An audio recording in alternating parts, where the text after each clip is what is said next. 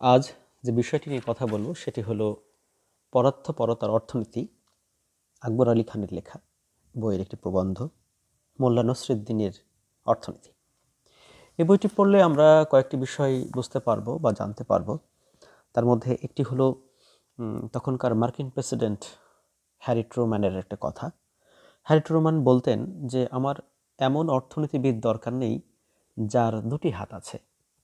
দুটি হাত অর্থ এই নয় যে মানুষের যে দুটি হাত থাকে ডান এবং বাম, এটি না।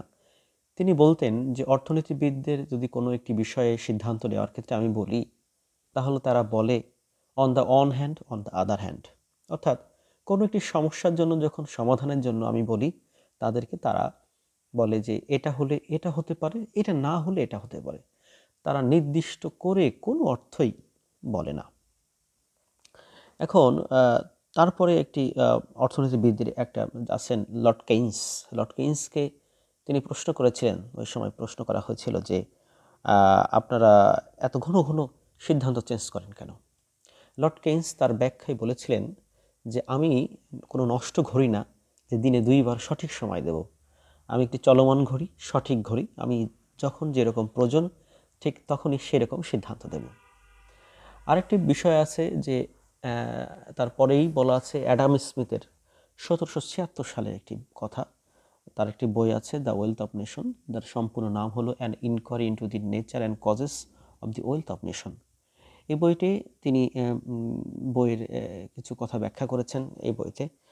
আমরা একটু আগেও বলি যে এই যে 1776 সালে যে বই অ্যাডাম স্মিথের, যেটা সংক্ষেপে বলা হয় দ্য ওয়েলথ অফ নেশনস, আর সংক্ষেপে মানে সম্পূর্ণ বলতে গেলে বলতে হবে an inquiry into the nature and causes of the wealth of nation. এখন এই বইতে কিন্তু একটা গুরুত্বপূর্ণ বিষয় আলোচনা করা আছে। আপনারা যদি পারেন এই বইটি পড়বেন। এই বইতে বর্তমান বিশ্ব শাসন ব্যবস্থা অর্থাৎ নয়া উদারতাবাদ বা নিওলিবারিজমের একটা কথা বলা আছে। এই বইটি পড়লে আপনারা এটা বুঝতে পারবেন। তারপরে মোল্লা নসরুদ্দিনের একটা গল্প বলা আছে যে তার 2টা মেয়ে ছিলেন। সে মেয়েকে 2টা মেয়েকে একজনকে 2টা মেয়ের এক মেয়েকে বিয়ে দিয়েছিলেন ইট ভাটার মালিকের সাথে, আর এক মেয়েকে বিয়ে দিয়েছিলেন কৃষি নির্ভর একজন ব্যক্তিকে। এখানে একটা গুরুত্বপূর্ণ হলো পোর্টফোলিও ম্যানেজমেন্টের কথা বলা আছে।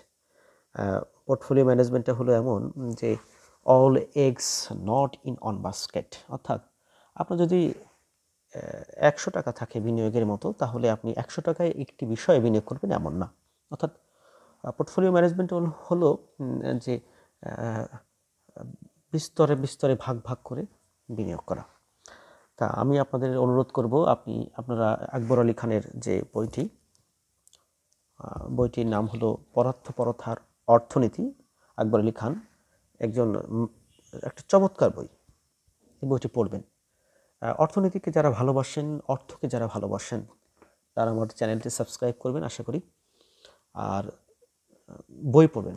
বই পড়লে জ্ঞানের পরিধি বাড়ে, কল্পনা শক্তি বাড়ে, আপনি বিনয়ী হবেন।